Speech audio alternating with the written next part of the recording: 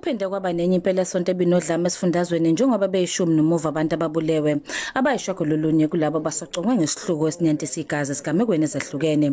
Izakhamuzi zakwaNdengezi namanje saphithena amakhanda futhi sikhungathekile.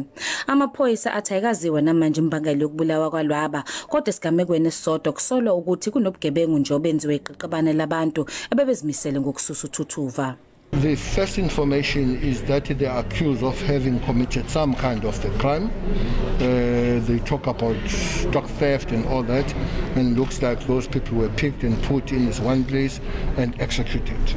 Emahoreni ambalwa kubulawa abantu bokuqala kube sekubulawa abantu abayisihlanu ngesihluku esisabekayo. Kukholakala ukuthi Izisulu bezihamba ndawonye ngenkathi zimiswa abantu abangaziwa babe sebekhishwa emotweni badutshulwa. Oyedwa usindile kulesigameko kanti kwembula kwembeswa kuyena esibhedlela.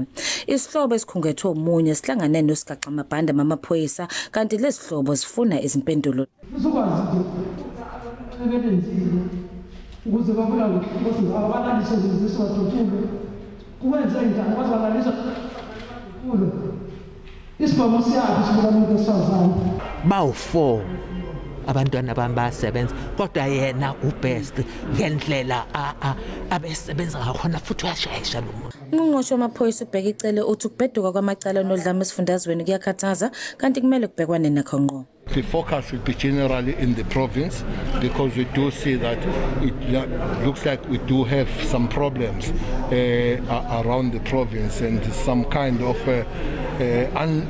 lawlessness that is growing in the province. Seqokwe ithimba lizophenya ngesigameko zangempela sonto abakwazidlodlo sebesatshaleliswe bathi chithisaka KwaNdengezi ukuze bezoqapha isimo. Ezindabeni zeSABC ngoMgqibelo eThekwini.